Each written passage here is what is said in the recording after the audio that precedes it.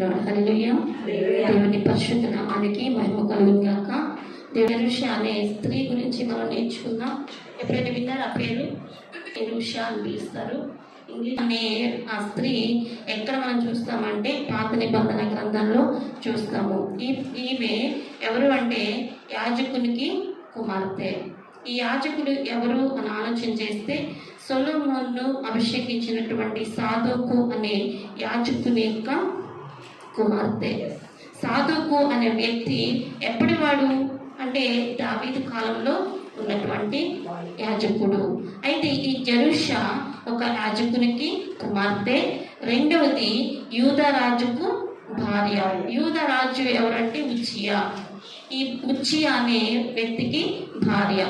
మూడవది యూదా రాజు అయినటువంటి యోతాముకు తల్లి. ఈ ముగ్గురు జీవితాలను కలిపి మనం గమనించినట్లయితే ఈ యొక్క ఎరుష అనే వ్యక్తి యొక్క జీవితాన్ని మనం అర్థం చేసుకోగలుగుతాం. ఈ ముగ్గురు జీవితాలతో ఈమె జీవితం ముడిపడి ఉంది. మనం ఉన్నామంటే మన ఫ్యామిలీలో ఎంతోమంది మన మీద డిపెండ్ అయి ఉంటారు కదా. మనం ఒక్కరే ఉంటామా? మనం మంచిగా ఉంటే మన ఫ్యామిలీలో అందరూ మంచిగా ఉంటారు. అయితే ఈ ముగ్గురు జీవితాలను మనం ఆలోచన చేస్తే ఈ ఎరుష అనే యొక్క స్త్రీ జీవితాన్ని మనం అర్థం చేసుకోవడానికి మనం ప్రయత్నిద్దాం.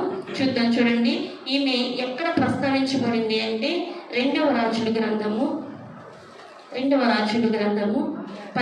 అధ్యాయము 33వ వచనం. అతడు 25 ఏండ్ల వాడే యెరూషలేమునందు రాజై 16 సంవత్సరములు ఏలెను. అతని తల్లి సాదోకు కుమార్తె అయిన యెరూష. ఇది ఒక చోట. రెండో చోట చూద్దాం. 2వ దినవృత్తాంతములు 27వ అధ్యాయము 1వ వచనం.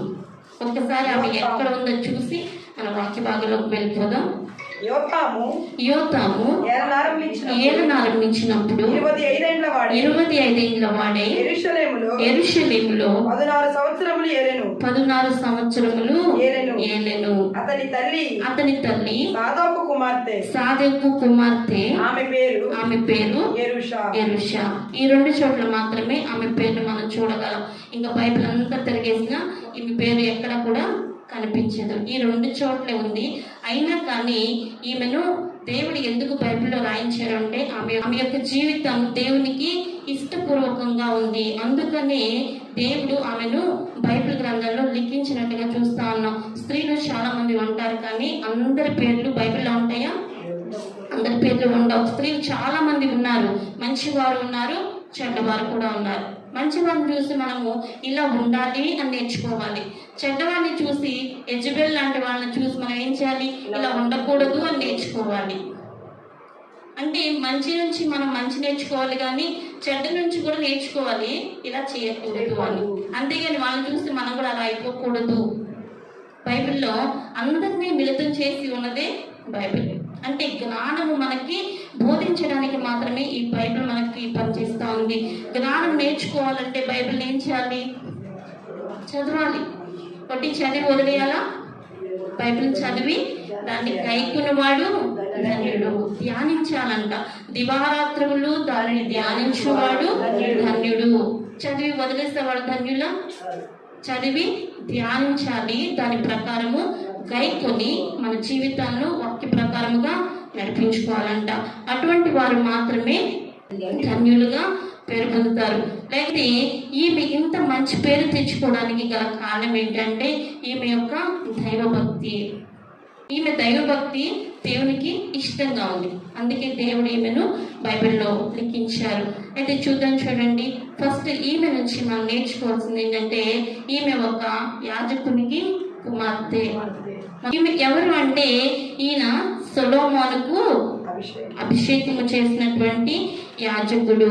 ఈ సొలొమోనుకు అభిషేకం చేసినటువంటి యాజకుడు మరి ఎలా ఉన్నాడంట? ఈయన కూడా కరెక్ట్ గానే ఉన్నాడు. ఈయన అటు ఇటుగా ఉంటే దేవుడి యాజక ధర్మాన్ని పాటించే క్రమంలో పెడతారా? పెట్టరు.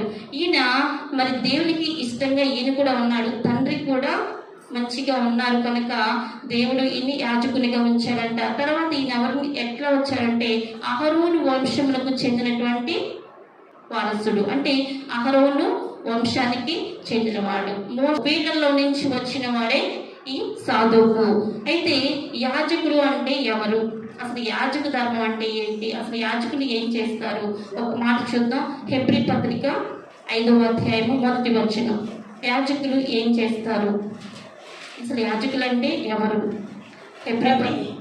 ప్రతి ప్రధాన యాజకుడు మనుషుల్లో నుండి ఏర్పరచబడిన వాడే పాపముల కొరకు అర్పణలను బలులను అర్పించుటకు దేవుని విషయమైన కార్యములు జరిగించుటకై మనుషుల నిమిత్తము నియమింపబడును.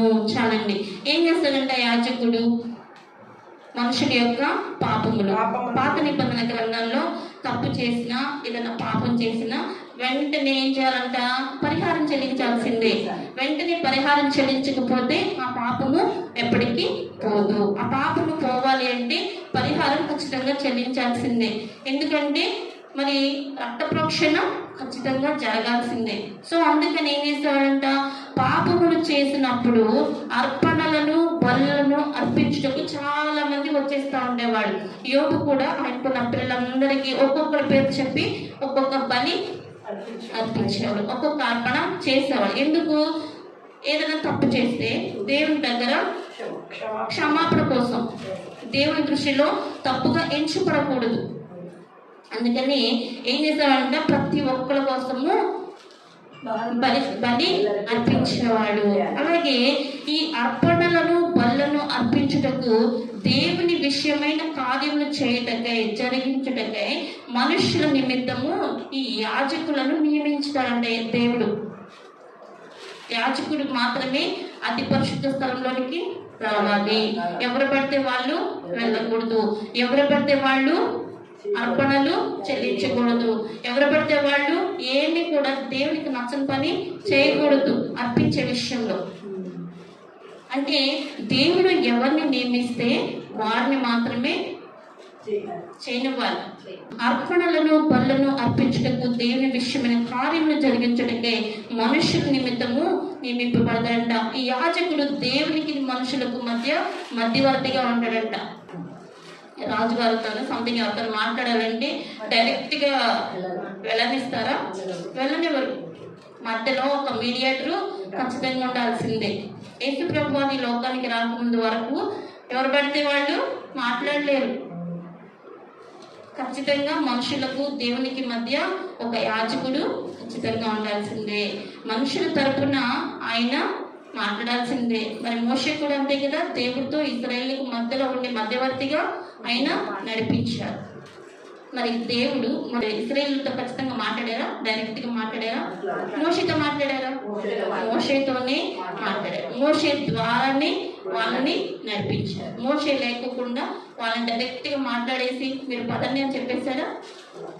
ఎందుకంటే ఆయనతో నడిచే వారితో మాత్రమే ఆయన దర్శనాలు, ఆయన యొక్క మర్మము బయటపరచబడుతుంది. ఎవరు పడితే వాళ్ళకి తెలియదు. సో ఈ యాజకుడు ఎవరు ఎలా ఉంటాడంటే దేవునికి మనుషులకు మధ్యవర్తిగా ఉంటాడంట. మనుషులు చేసిన పాపాలకు అపరాధాలకు దోషాలకు పాప పరిహారార్థ బలుల విషయంలో, వాటిని అర్పించే విషయంలో, దేవుని కార్యాలు చేసే విషయంలో ఆయన ఏం చేస్తారు? వాళ్ళు ఏం చేస్తారంట? అర్పిస్తూ ఉంటారు. ఓకేనా? దేవుని కార్యాలు చేసేటప్పుడు చాలా నిష్ఠగా ఉండాలి. ఎలా పడితే అలా వెళ్ళిపోయి ఎలా పడితే అలా చేసేద్దాం అంటే దేవుడికి నచ్చదు. మనం ఏం చేయాలంట? ఖచ్చితంగా పర్ఫెక్ట్గా ఉండాలి. ఏ చిన్న విషయంలో తప్పినా కానీ అది ఏమవుతుందంటే దేవుని దృష్టిలో మహాభయంకరమైన పాపం. ఇంకా ఆ యాజక ధర్మం నుంచి ఖచ్చితంగా వాళ్ళని తీసేయటమే. ఆ పని చేయడానికి వాళ్ళు ఏమవుతారు? అనర్హులు అయిపోతారు. కనుక ఏం చేయాలంట? ఖచ్చితమైనటువంటి జీవితాన్ని వారు జీవించవలసి ఉంటుంది. అసలు యాజకుడు ఎలా ఉండాలి, ఎవరు అంటే ఏంటో తెలుసుకుందాం. అసలు ఎలా ఉండాలి చూద్దాం. చూడండి, లేవి కాండంలో నుంచి 21వ అధ్యాయము 17వ వచనం. యాజకుడు ఎలా ఉండాలి? 17 నీవు అహరోనుతో ఇట్లనము, నీవు అహరోనుతో ఇట్లనము, నీ సంతతి వారిలో ఒకనికి కళంకం ఏదైనా కలిగిన యెడల అతడు తన దేవునికి ఆహారం అర్పించుట సమీపించకూడదు. ఇప్పుడు అనుకున్నాం కదా, ఏ చిన్న తప్పున్నా యాజక ధర్మాన్ని పాటించడానికి వాళ్ళు అనర్హులు. అందుకే మోషేతో చెప్తూ ఉన్నాడు, ఏమని? మోషే ఇలా చెప్పు, నీ అన్నయ్యన అహరోనుతో ఇలా చెప్పు, నీ సంతతి వారిలో, అహరోను సంతానం అని చెప్పాను కదా సాధువుకు, అయితే నీ సంతతి వారిలో ఒకరికి కళంకమైనను కలిగిన అతడు తన దేవునికి ఆహారం అర్పించుటకు సమీపించకూడదు. ఒకవేళ తప్పు చేసి వచ్చాడు అనుకోండి, ఏమవుతుంది? శిక్షకు పాత్రలైపోతారు. అందుకే శిక్షకు పాత్రలు అవ్వకూడదని దేవుడు ముందుగానే హెచ్చరిస్తున్నాడు. దేవుడు మాంతంగా ఏది చేసేడు, ముందు హెచ్చరిస్తాడు. ఆ హెచ్చరికను మనం ఏం చేయాలంట? తీసుకోవాలి. హెచ్చరికను మనం తీసుకొని దాన్ని బట్టి మనం ముందుకు అడుగులు వేస్తే తప్పు దొరకకుండా ఉంటుంది. దేవుడు చెప్పిన ఆజ్ఞలు, మరి ఈ 10 కమాండ్మెంట్స్ ఎందుకంటే ఆజ్ఞలు మేరకుండా. ఇప్పుడు మనం పిల్లలకి అటు వెళ్ళొద్దు అని చెప్తాం, వెళ్ళొద్దు అని చెప్పి వెళ్ళినా నువ్వు అనుభవించు, నువ్వు చెప్పిన పని చేయలేదు, మాట వినలేదు కాబట్టి భరించాల్సిందే. మనం చెప్పిన మాట వినలేదు కాబట్టి శిక్షకు పాత్రుడు. మనము కూడా అంతే, దేవుని యొక్క ఆజ్ఞలు మీరినప్పుడు, దేవుని యొక్క కట్టడలు మనం మీరినప్పుడు ఏ చిన్న శ్రమ వచ్చినా మనం ఖచ్చితంగా వాటిని అనుభవించవలసిందే. శ్రమ వచ్చింది అంటే, శ్రమలు ఎప్పుడు వస్తాయంటే మన కొన్ని అవిధేయతలు బట్టి వస్తాయి, కొన్ని మన స్వయంకృత అపరాధాలను బట్టి వస్తాయి, కొన్ని మన యొక్క ఆత్మీయ జీవితాన్ని బలపరచడానికి వస్తాయి, కొన్ని మనకి అనేక రకాలుగా వస్తూ ఉంటాయి. అవి మనకి ఎప్పుడు ఎలా ఎందుకు వచ్చినాయి మనం తెలుసుకోవాలంటే మనము ఆత్మలో ఎదుగుతున్నప్పుడు మాత్రమే తెలుసుకోగలుగుతాం. శోధన అపవాది నుంచి వస్తుంది. శోధన ఎప్పుడు దేవుని నుంచి రాదు. శ్రమ దేవుని నుంచి వస్తుంది. అది ఎందుకు అంటే మనలను కొలిమిలో వేసిన బంగారమును ఎలా అయితే కాలుస్తారో, అది ఒరిజినల్ గా ఖచ్చితమైన బంగారం బయటకు రావాలంటే ఏం చేయాలి? కాల్చాల్సిందే. కాల్చకుండా మనకు తెలుస్తుందా దాంట్లో ఎంత కల్తీ ఉందో, ఎంత మంచిది ఉందో? ఎలా తెలుస్తుంది? మనము కూడా కాల్చబడాలి, మనము కూడా విరగొట్టబడాలి అన్నప్పుడు దేవుని చేతిలో మనం ఉన్నట్లే. ఆయన మనం ఎందుకు విరుస్తాడు అంటే మనము ఆయన యొక్క రెక్కల నీడలో ఉండటానికి, ఆయన ఆశ్రయించడానికి మాత్రమే. మనకు అన్నీ వచ్చేసిన తర్వాత దేవుని ఏం చేస్తాం? పక్కన పెట్టేస్తాం. కానీ మనం అలా ఉండకూడదు. మనలో ఏ చిన్న బలహీనత ఉన్నా దేవునికి అది ఇష్టం ఉండదు. ఆ బలహీనత మనం ఏం చేయాలంట? జయించాలి. యాజకుడు ఎలా ఉండాలంట? కళంకం ఏది ఉండకూడదు. యాజకుల్లో ఏ లోపం లేనివాడిగా ఉండాలంట, ఏ కళంకము ఉండకూడదంట, పరిశుద్ధుడై ఉండవలెను. ఎలా ఉండాలంటే యాజకుడు బయటికి వెళ్ళిపోయి తప్పులు చేసేసి ఒక సిగరెట్ తాగో, లేకపోతే ఒక చిన్న గుట్క వేసేసుకునో, లేకపోతే ఏదన్నా చేసేసో వచ్చేసి అర్పించేస్తాను, అర్పణలు చెల్లించేస్తానండి దేవుడు. మనుషులు ఎవరికి కనపడకపోయినా దేవుడు ఏం చేస్తాడు? అన్ని గమనిస్తాడు. ఆయనకి కనుమరుగైంది ఏదైనా ఉందా? తెలియదు ఏమైనా ఉందా? ఏది కూడా ఆయనకి కనుమరుగైంది లేదు. సముద్ర దిగంతంలో కూడా ఆయన ఏదైనా తేటగా చూడగల సమర్థుడు మన దేవుడు. కళ్ళు మూసుకుని పిల్లి పాలు తాగి నన్ను ఎవరు చూడలేదు అనుకుంటున్నానంట, కానీ దాన్ని అందరూ చూస్తారు. అందుకే మనము కూడా ఎలా ఉండాలంటే పరిశుద్ధుడుగానే ఉండాలి. యాజకుడు పరిశుద్ధుడుగా ఉన్నాడు, అలాగే మనము కూడా ఎలా ఉండాలి? పరిశుద్ధులుగానే ఉండాలి. ఈ జెరుష యాజకునికి కుమార్తెగా ఉంది అంటే ఈమె కూడా పరిశుద్ధమైన జీవితాన్ని కలిగి ఉన్నట్లు మనం గమనించాలి. మన తండ్రి మంచోడైతే కుమారులు కూడా ఎలా ఉంటారంట? మంచిగా ఉంటారు. తల్లిదండ్రులు పిల్లలకి ఎలా ఉంటారు? మాదిరికరమైన జీవితాలు. తల్లిదండ్రులు మంచిగా ఒక లైన్లో వెళ్తుంటే బిడ్డలు కూడా అలాగే ఉంటారు. కనుక ఈ యాజకుడు కూడా పరిశుద్ధంగా ఉన్నాడు, దైవభక్తి కనపరుస్తున్నాడు, యాజక ధర్మాన్ని పాటిస్తున్నాడు. కనుకని ఈ జెరుష కూడా ఎలా ఉందంట? పరిశుద్ధమైన జీవితాన్ని కలిగి ఉన్నట్టుగా చూస్తా ఉన్నాం. ఈమె పరిశుద్ధంగా ఉందా? ఎవరైనా చూస్తారా? అసలు పరిశుద్ధంగా ఉంది అనటానికి ఏమైనా రిఫరెన్స్ ఉందా? చూడండి లేవి గ్రంథంలో నుంచి 28వ అధ్యాయము 9వ వచనం. మరియు యాజకుని కుమార్తె జారత్వము వలన తన్ను అపవిత్రపరచుకుని ఎడల ఆమె తన తండ్రిని అపవిత్రపరచునది అగ్నితో ఆమెను దహింపవలెను. చూడండి ఏముందంటే ఇక్కడ, మరియు యాజకుని కుమార్తె జారత్వము వలన తను అపవిత్రపరుచుకుని ఎడల, ఒకవేళ తెలియక తండ్రికి తల్లికి తెలియక ఏదైనా పొరపాటున జారత్వము చేస్తే ఏమవుతుందంట, ఆమెను తన తండ్రిని అపవిత్రపరుస్తుంది. సాధువైన యాజకుడు ఇంకా యాజక ధర్మాన్ని కొనసాగిస్తున్నాడు అంటే ఈమె తప్పు చేయలేదు అని అర్థం. ఒకటి. రెండవది, ఆమెను ఇంకోసారి ఏం చేయాలంట, అగ్నితో దహించాలి, అగ్నితో సజీవంగా కాల్చేసేయాలి. ఆమె బ్రతికే ఉంది కానీ ఆమెను ఏం చేస్తారంట, కాల్చేసేయాలి. పాత నిబంధనలు చాలా స్ట్రైట్ ఫార్వర్డ్, మొహమాటలు ఎక్కడ ఉండవు. కొత్త నిబంధనలో మొహమాట ఇంకా కృపాకాలం కాబట్టి దేవుడు ఇంకా ఇంకా ఇంకా ఇంకా ఎదురు చూసి సాగుతా ఉన్నారు. కానీ పాత నిబంధనలో అంత స్ట్రైట్ ఫార్వర్డ్. తప్పు చేసావా కన్నుకు కన్ను పన్నుకు పన్ను, దేనికి అది చెల్లెపోవాల్సిందే. కానీ ఇక్కడ ఏదన్నా ఒక చిన్న తప్పు చేస్తే, ఏదైనా పాపం చేస్తే ఏం జరుగుతుందంట, ఆమె శిక్షకు అర్హురాలు, శిక్షకు పాత్రురాలని ఇక్కడ బైబిల్ తెలియజేస్తా ఉంది.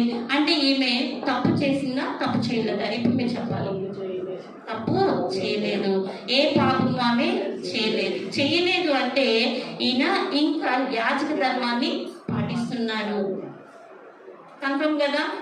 జెరుషా పాపం చేసిందా, చేయలేదా? చేయలే. సో దేవుడు ఒకవేళ ఈమె ఒక తప్పు చేసినా, కుటుంబంలో ఒక్కరు తప్పు చేసినా కుటుంబం అంతా ఏం చేయాలి, నిందలు మోయాల్సిందే. ఒక్కరు తప్పు చేసినా కుటుంబం అంతా కరెక్ట్గా ఉండి, ఒక్కరు తప్పు చేసినా అవిధేయంగా నడిచిన కుటుంబం అంతా కూడా బయట చెడ్డ పేరు తెచ్చుకోవాల్సిందే. ఒక చిన్న ఎగ్జాంపుల్ చెప్తాను. ఎరుకో పట్టణాన్ని మరి దేవుడు నాశనం చేయాలని మరి చెప్తాడు, అవును కదా, ఇశ్రాయేలు అందరికీ చెప్తాడు. అయితే ఎరుకో పట్టణాన్ని కూల్చివేయడానికి, ఆ ప్రాకారాలను పడగొట్టడానికి దేవుడు ఎంతగానో ఇశ్రాయేలుని ప్రోత్సహిస్తాడు. మీరు 6 రోజులు ఒక్కొక్కసారి తిరగండి, 7వ రోజు 7 సార్లు 7 మార్లు తిరగండి. మీరు బాహాటంగా గట్టిగా అరుస్తూ దేవుని స్తుతిస్తూ ఆరాధిస్తూ గంభీరంగా ఆయన కనపరుస్తూ 7 మార్లు తిరగమని చెప్తారు. ఖచ్చితంగా ఇశ్రాయేలీయులు చేస్తారు. చేసిన తర్వాత దేవుని కార్యాన్ని అక్కడ చూస్తారు, అవునా కదా? ఎరుకో ప్రాకారాలు కూల్చివేయబడతాయి. కూల్చివేయబడిన తర్వాత మరి ఇక్కడ అంత మంచిగా జరిగింది, ఎరుకోను స్వాధీనపరుచుకుంటారు. దేవుడు ముందుగానే అక్కడ ఒక మాట చెప్తారు. ఏమని చెప్తారంటే, ఈ ఎరుకో పట్టణంలో ఉన్నటువంటి ప్రతి వస్తువు, ఒక చిన్న గుండుసులతో సహా ఏదైనా సరే అది శపితమైనది, శపించబడింది అని చెప్పి చెప్తాడా లేదా? చూడండి ఒక మాట. యెహోషువ గ్రంథము 6వ అధ్యాయము 17వ వచనం. ఈ పట్టణమును దీనిలో ఉన్నది యావత్తును యెహోవా వలన శపింపబడెను. ఏమని చెప్తున్నానండి? యెహోవా వలన శపించబడెను. ముందుగా చెప్పేసాడు దేవుడు, ఇది శపితమైనటువంటిది, దీనిలోది ఏది కూడా మీరు ముట్టుకోవద్దు, ఏది కూడా మీరు అసలు టచ్ చేయొద్దు, తీసుకోవద్దు, ఇది నాది, నాకు కావాలని ఎప్పుడు ఎవరు ఆశపడొద్దు అని దేవుడు ఇక్కడ ఖచ్చితంగా చెప్పేశారు. చెప్పిన తర్వాత కూడా ఏం చేస్తాడంటే, ఆకాను అనే ఒక వ్యక్తి ఏం చేస్తాడంటే, వాటిలో కొన్ని వస్తువులు ఆశపడుతుంది. దురాశ దుఃఖమునకు చేటు. ఆశ ఉండొచ్చు కానీ దురాశ ఉండకూడదంట. మనకేం కలిగి ఉన్నామో అదే సంతోషించాలి, అంతేగాని మనకి లేని వాటిని చూసి దురాశ పడినాం అనుకోండి, ఏమొస్తుంది, సమస్యలు వచ్చి పడతాయి. ఈ ఆకాను కూడా ఏం చేశాడంటే, కంటి నేత్రాస కలిగి ఏం చేశాడు చూడండి. 21వ వచనంలో ఉంటుంది, 7వ అధ్యాయం 21వ వచనంలో, దోపుడు సొమ్ములో ఒక మంచి షీనారు పై వస్త్రమును 200 తులముల వెండిని 50 తులముల ఎత్తుగల 50 తులముల తులముల ఎత్తుగల ఒక బంగారు కమ్మిని నేను చూచి వాటిని ఆశించి తీసుకొంటిని. అదిగో నా డేరా మధ్య అవి భూమిలో దాచబడినవి. ఆ వెండి దాని క్రింద ఉన్నదని ఉత్తరమిచ్చి తాను చేసినదంతయు ఒప్పుకొను. ఏం తీసుకున్నాడంట? ఒక మంచి షీనారు పై వస్త్రం తీసుకున్నాడంట. ఆ వస్త్రం ఎంత వాల్యుబుల్ అయి ఉంటుందో, ఎంత మంచి కాస్ట్లీ వస్త్రం అయి ఉంటుందో. సో ఆ వస్త్రాన్ని ఒకటి తీసుకున్నాడు. 200 తులముల వెండి గల 50 తులముల ఎత్తు గల ఒక బంగారు కమ్మిని. ఈ 3 వస్తువులు తీసాడంట. కావాలంటే దేవుడు ఇవ్వడా? నువ్వు అనుకునేది ఏదైనా దేవుడు చేయగల సమర్థుడు. నీ కంటి ముందు నీకు అన్ని రుజువులు చూపించాడు. ఎరుపు ప్రాకారాలను పడగొట్టినటువంటి దేవుడు నీ అవసరతలు తీర్చడా? ఖచ్చితంగా తీరుస్తాడు. అయితే నువ్వు కళ్ళతో డైరెక్ట్ గా నువ్వు చూసి కూడా దేవుని కార్యాన్ని ఇటువంటి వాటి మీద ఆశపడ్డాము అంటే మనం ఏం కలిగి ఉన్నట్టు? నేత్రాశ. మనం ఏం చేయించలేకపోతున్నామంటే నేత్రాశను చేయించలేకపోతున్నాం. కంటికి కనబడినల్లా కావాలనిపిస్తూ ఉంటది. ముందు మనం కళ్ళతో చూస్తేనే కదా మన హృదయంలో ఆలోచన వచ్చేది, ఇది ఎలాగైనా మనం తీసుకోవాలి, ఎలాగైనా మనం సంపాదించుకోవాలి, ఎలాగైనా సరే దాన్ని మనం కొనుక్కొచ్చుకోవాలి, ఎలాగైనా సరే మన ఇంట్లో అది ఉండాల్సిందే. ముందు ఎక్కడ స్టార్ట్ అవుతుందంటే చూడటం. అందుకే మన కళ్ళను ఏం చేయాలంట? నిబంధన చేసుకోవాలి. దేవునికి నిబంధన చేసుకోవాలి. ప్రభువా, నా కంటితో నేను చూసే ప్రతిదీ కూడా వ్యర్థమైనవి ఏవి నా కళ్ళు చూడకూడదు. ఒకవేళ చూసినా నేను టెంప్ట్ అవ్వకూడదు. మనలో టెంప్టేషన్ ఎట్లా వస్తుంది అంటే అపవాది నుంచే వస్తుంది. టెంప్టేషన్ అపవాది మరి పెడతా ఉంటుంది, తొందర పెట్టేస్తుంది. పడిపోయే అందరూ ఎంతో మంది ఆత్మీయంగా ఎదిగిన వాళ్ళు కూడా పడిపోవడానికి మెయిన్ ఎక్కడంటే అత్యాస. అంటే మనకి ఏం ఉండకూడదంటే ఈ లోకపరమైనటువంటి ఆశలు ఉండకూడదు అని మనం నేర్చుకోవాలి. ఈ ఆత్మ నుంచి కూడా మనం ఏం నేర్చుకోవాలంటే నేత్రాస మన జీవితంలో కూడా ఎక్కడైనా మన సమస్యకు గురి చేస్తుందేమో, నేత్రాస మనలో ఏమైనా ఉందేమో, అది ఉంటే మనం తీసేసుకోవాలని దేవుణ్ణి అడగాలి. ఈ నేత్రాస వలన ఇవన్నీ తెచ్చి పెట్టుకున్నాడంట. తెచ్చి పెట్టుకున్నది కాకుండా ఒప్పుకోలే. ఎప్పుడు ఒప్పుకున్నాడో తెలుసా? ఫస్ట్ ఎరుకోని స్వాధీనపరుచుకున్నారు. రెండవ ప్రాంతమైన హాయి అనే ప్రాంతానికి వెళ్ళారంట. ఎరుకో చాలా పెద్దది, కానీ హాయి అనే ప్రాంతం చాలా చిన్నది. 3000 మంది సంథింగ్ అనుకుంటారు అంతే. ఆ చిన్న పట్టణాన్ని గెలవలేకపోయారు వాళ్ళు. ఎందుకు? పెద్ద పట్టణాన్ని గెలిచినప్పుడు చిన్న పట్టణాన్ని ఎందుకు గెలవలేకపోయారు? వీళ్ళలో ఒక తప్పు ఉంది. మీలో ఎవరో రాంగ్ చేసిన పర్సన్స్ ఉన్నారు. మిమ్మల్ని మీరు పరిశోధించుకోండి. ఎవరున్నారో వాళ్ళని బయటకు లాక్కుని ముందని చెప్పి యెహోషువ చెప్పగానే వాళ్ళందరూ కూర్చుని ఎవరు తప్పు చేశారు అని చెప్పి అందరూ కూర్చుని రౌండింగ్ వేసాక ఈ ఆత్మను బయటపడతాడు. అప్పుడు దాకా ఆత్మను ఒప్పుకున్నాడా? ఈ ఆత్మను కూడా అప్పుడు ఒప్పుకున్న తర్వాత ఏం చేస్తారు? పలానా చోట దాచిపెట్టారు అని చెప్పిన వెంటనే కిందకు వచ్చి చదివితే మనతో చూడండి 26వ వచనంలో వారిని రాళ్లతో కొట్టిన తరువాత 25 చదవండి. అప్పుడు యెహోషువ నీవేళ మమ్ము బాధపరచితివి, నేడు యెహోవా నిన్ను బాధపరచుననగా ఇశ్రాయేలీయులందరూ వారిని రాళ్లతో చావగొట్టిరి. వారిని రాళ్లతో కొట్టిన తరువాత అగ్ని చేత కాల్చి వారి మీద రాళ్లను పెద్ద కుప్పగా వేసిరి. అది నేటి వరకు ఉన్నది. అప్పుడు యెహోవా కోపోద్రేకము విడిచిన వాడే మళ్ళుకొన్ను. అందుచేతను నేటి వరకు ఆ చోటికి ఆకోరు లోయ అని పేరు. ఆకోరు లోయ అంటే బాధ లోయ. ఈ బాధ ఎక్కడి నుంచి వచ్చింది అంటే ఆకాను యొక్క నేత్రాశవాత. ఆకాను చేసినప్పుడు కుటుంబం అంతా శిక్షించబడింది, చంపేశారు. అందరూ కూడా రాళ్ళతో కొట్టి చంపేసిన పరిస్థితి. అందుకే కుటుంబంలో ఒక్కడు తప్పు చేసిన కుటుంబం అంతా కూడా ఏమవుతుందంట? శిక్షకు పాత్రులుగా అయిపోతారంట. అరే మేమేం తప్పు చేయలేదు కదా, ఎందుకు భరించాలి అనుకుంటే మనం మరి ఇంట్లో వాళ్ళే కదా, ఏం తప్పించుకోవడానికి లేదు. మనం ఏం చేయాలంటే కుటుంబంలో ప్రతి ఒక్కరు కూడా కరెక్ట్గా ఉండాలి. మనం కూడా జాగ్రత్తగా ఉన్నామా లేదని పరీక్ష చేసుకోవాలి. ఎవరు పడుతుందంటే అందరినీ గమనించుకుంటూ ఉండాలి. సరైన స్త్రీ, నిజమైన స్త్రీ, కుటుంబాన్ని కట్టుకునే స్త్రీ ఏం చేస్తే ప్రతి ఒక్కరి మైండ్ సెట్ అర్థం చేసుకుంటుంది. ఫస్ట్ భర్త మనసు, పిల్లల మనసు, మళ్ళీ వాళ్ళు ఒక్కొక్కసారి వినకపోవచ్చు, కానీ వినేదాకా ఏం చేస్తుంది, చెప్తానే ఉంటుంది. ఆమె విసుకున్నా సరే పర్వాలేదు, వాళ్ళు రాంగ్ రూట్లోకి వెళ్ళిపోకూడదు. రాంగ్ రూట్లోకి వెళ్ళారు అంటే ఎవరికి బాధ? కుటుంబానికి, దేవుని నామానికి అవమానం. కనుక మనం ఏం చేయాలంటే కుటుంబంలో ప్రతి ఒక్కరిని కూడా క్లీన్గా అబ్జర్వేషన్ చేయాలి, సూక్ష్మంగా, అంటే చాలా దగ్గరగా చూడాలి. కనుక కుటుంబంలో మన అందరం ఎలా ఉండాలంటే బాధ్యత కలిగి ఉండాలి. అప్పుడే మనము దేవుని యొక్క విడలముగా ముందుకు సాగడానికి మరి పాత్రలుగా ఉంటాము. తర్వాత ఈ జెరుషా మరి యాజకునికి కుమార్తెగానే కాకుండా ఒకరికి భార్యగా, ఒకరికి తల్లిగా కూడా ఉంది. ఎలా ఉందండి? ప్రమోషన్ వచ్చిందా రాలేదా?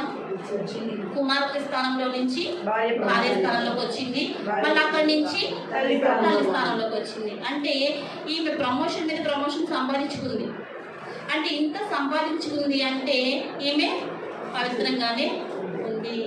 మనము ఒకటికొకటి అనలైజ్ చేసుకుంటూ వెళ్తేనే ఆమె మనం చేసేది క్యారెక్టర్ స్టడీ, అంటే ఒక క్యారెక్టర్ గురించి మనము అనలైజ్ చేస్తున్నాం కాబట్టి ఆ క్యారెక్టర్ నుంచి మనం కొన్ని మంచి మాటలు నేర్చుకోవాలి. కాబట్టి మనము ఈమెను ఎంత కీన్గా చూస్తా ఉన్నాం. లేకపోతే రెండు చోట్ల ఉంది కాబట్టి ఈజీగా 10 నిమిషాలు వదిలేయచ్చు.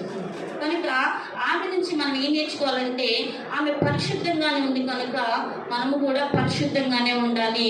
దేవుడు ఏమంటున్నాడంటే యేసు ప్రభువు నేను పరిశుద్ధుడిని కనుక మీరు మొదటి పేతురు పత్రిక 1:14 ఉంటుంది. కనుక మరి మనం పరిశుద్ధంగా ఉంటేనే ఆయన కూడా సంతోషంగా ఉంటారు. ఆయన పరిశుద్ధులుగా ఉండి మనం ఆయన బిడ్డలము అని చెప్పి మనం చెప్పుకుంటే ఏమన్నా విలువ ప్రయోజనం ఉందా? ఆయన పరిశుద్ధుడు కనుక మనము కూడా పరిశుద్ధులుగానే ఉండాలి. కనుక మరి మన ప్రధాన యాజకుడు ఎవరైనా ఆలోచన చేస్తే యేసు ప్రభు వారే. సాదోకు యాజకుడు, ఆమె అతని కుమార్తె యెరూషా. మరి ఇక్కడ కూర్చున్న మనమందరము కూడా మరి యెరూషా లాగానే ఉన్నాము. మరి మన ప్రధాన యాజకుడు ఎవరు? యేసు ప్రభు వారు. యేసు ప్రభు వారు మాత్రమే మనకు ప్రధాన యాజకుడు. ఆయనే యాజక ధర్మాన్ని పాటించడానికి మరి ఆయన ఈ లోకానికి వచ్చినట్లుగా చూస్తాము. ఆయనే ఒకవేళ ఇక్కడికి రాకపోయి ఉంటే యాజక ధర్మం పాటించేవాళ్ళ, మనకు అసలు యాజకుడు ఉండేవాళ్ళ? ఆయన ఈ లోకానికి వచ్చారు కనుకనే మనము ఇక్కడ ఉండటానికి అవకాశం వచ్చింది. కనుక ఆయన ఇంకనూ మన కోసం విజ్ఞాపన చేస్తూనే ఉన్నాడు. మన కోసము యాజక ధర్మాన్ని ఆయన పాటిస్తూనే ఉన్నారు. చూద్దాం, చూడండి హెబ్రీ పత్రికలో ఒక మాట చూద్దాం. హెబ్రీ పత్రిక 7వ అధ్యాయము 24 నుంచి చదువుదాం. హెబ్రీ పత్రిక. ఈయన నిరంతరము ఉన్నవాడు గనుక మార్పు లేని యాజకత్వము కలిగిన వాడాయను. ఈయన తన ద్వారా దేవుని యొద్దకు వచ్చు వారి పక్షమున విజ్ఞాపనము చేయుటకు నిరంతరము జీవించుచున్నాడు గనుక వారిని సంపూర్ణముగా రక్షించుటకు శక్తిమంతుడై ఉన్నాడు. పవిత్రుడును నిర్దోషియు నిష్కల్మషుడును పాపులలో చేరక ప్రత్యేకముగా ఉన్నవాడును ఆకాశ మండలము కంటే హెచ్చైన వాడునైనా ఇట్టి ప్రధాన యాజకుడు మనకు సరిపోయిన వాడు. మనకు సరిపోయినటువంటి ప్రధాన యాజకుడు ఎవరు అంటే యేసు ప్రభు వారు మాత్రమే. మన పక్షంగా విజ్ఞాపన చేయటకు నిరంతరము జీవించుచున్నాడంట. ఏం చేస్తున్నాడండి? దేవుని యొద్దకు వచ్చు వారి పక్షమున. దేవుని యొద్దకు ఎవరైతే వస్తున్నారో, ఎవరైతే ఆయన సన్నిధిలో మరి ఆయన కోసం ఎదురు చూస్తున్నారో, ఇంటి దగ్గర ఉండి ఎదురు చూడొచ్చు, కానీ అదిగా దేవుడు అడిగేది. ఆయన సన్నిధిలో, ఆయన మందిరంలో ఎవరైతే ఆశగా వచ్చి ఎదురు చూస్తున్నారో దేవుడు వారి గురించి చెప్తున్నాడు. ఎవరైతే దేవుని యొద్దకు వచ్చి వారి పక్షమున విజ్ఞాపన చేయటకు నిరంతరము జీవించున్నాడంట. నిరంతరము ఆయన జీవించే దేవుడు కనుక మనం ఏం చేయాలంట, వారిని సంపూర్ణులుగా రక్షించడకు శక్తిమంతుడై ఉన్నాడు. మనం శక్తివంతమైనటువంటి దేవుని కలిగి ఉన్నాము. ఏమి చేయలేని దేవుడు కాదు మన దేవుడు, ఏదైనా చేయగల సమర్థుడు. మనం అడగాలి కానీ ఆయన చిత్తంలో ఆయన సమయంలో కార్యం ఖచ్చితంగా చేస్తారు. ఇప్పుడు అడిగిన వెంటనే చేయలేదని చెప్పి మనం వెనక్కి అడుగు వేయకూడదు. దేవుడు చేసే వరకు కూడా మనం ఏం చేయాలంట, ఓర్పుతో సహనముతో ఎదురు చూడాలి. కనుక విశ్వాసంతో మనం ఎప్పుడైతే ఎదురు చూస్తామో దేవుడు ఆయన యొక్క శక్తి ఏంటో మన పట్ల చూపిస్తూ ఉంటాడు. కనుక ఆయన ఎలా ఉన్నాడో చూడండి, పవిత్రుడును నిర్దోషియు నిష్కల్మషుడు. పవిత్రంగా ఉన్నాడంట, నిర్దోషిగా ఉన్నాడంట, నిష్కల్మషుడు, ఎటువంటి కల్మషము లేనటువంటి నిష్కల్మషుడు అంటే ఏమి లేనటువంటి, హృదయంలో ఎటువంటి కల్మషం లేనటువంటి దేవుడు. వీళ్ళని శిక్షించాలి, వీళ్ళు మాత్రమే ప్రేమించాలి, కపటమైన ప్రేమను చూపించే దేవుడు మన దేవుడు. అందరినీ సమానంగా ప్రేమిస్తున్నాడు, అందరికీ సమానంగా గాలిస్తున్నాడు, సమానంగా వర్షం ఇస్తున్నాడు, అందరినీ సమానంగా ప్రేమిస్తున్నాడు. అవునా కదా? ఎవరిని కూడా తేడాగా చూడట్లా. ఎవరిని తేడాగా చూస్తున్నట్టు అనిపిస్తుందా? ఆయన నమ్ముకున్న వారిని అందరినీ కూడా ఆయన ఏకపక్షముగానే ప్రేమిస్తాడు. కనుక ఆయనలో ఎటువంటి కల్మషము లేదు. పాపులను చేరక ప్రత్యేకముగా ఉన్నాడంట. పాపులు అంటే ఎవరు?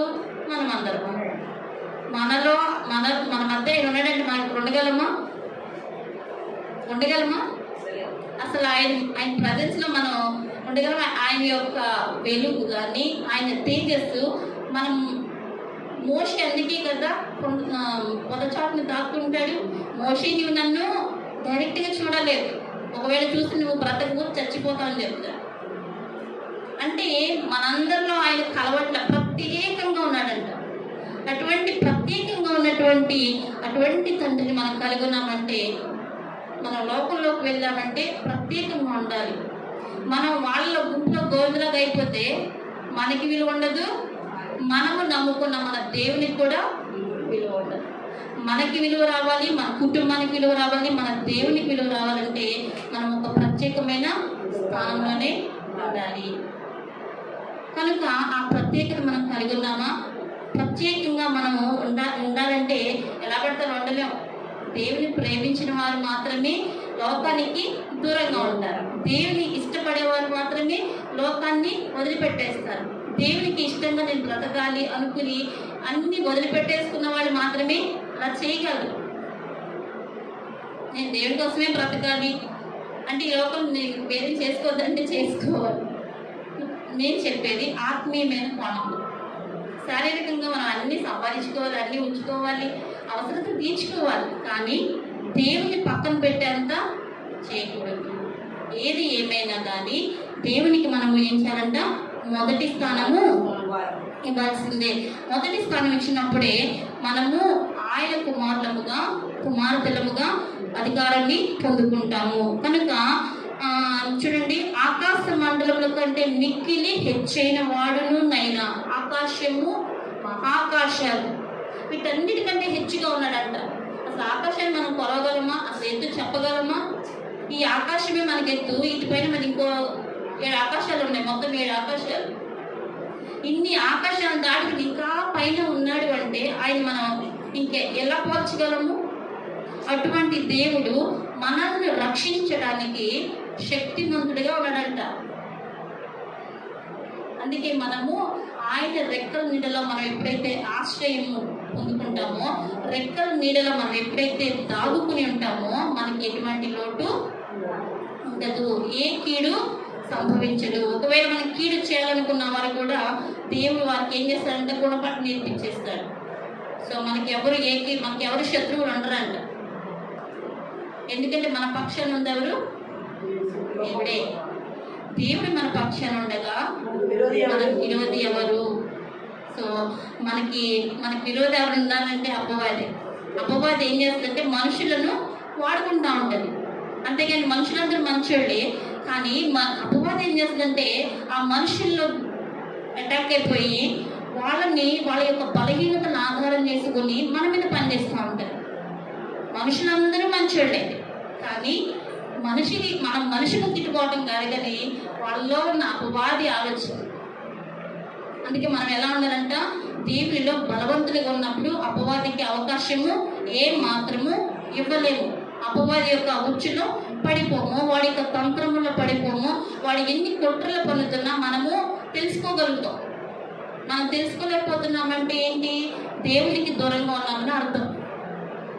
కనుక దేవుని యొక్క జ్ఞానము మనలో ఉన్నప్పుడు ఏది అపవాది క్రియలు, ఏవి దేవుని క్రియలు, ఎవరు దేవుని ప్రజలు, ఎవరు అపవాదికి సంబంధించిన వారు, ఇవన్నీ కూడా మనము ఆత్మలో గ్రహిస్తాము. కనుక ఇటువంటి ప్రధాన యాజకుడు మనకు సరిపోయిన వాడు. ఓకేనా? ఇటువంటి ప్రధాన యాజకుడు మనం కలిగి ఉన్నాం కనుక మనం ఎవరమంట? నిజంగా ధన్యులము.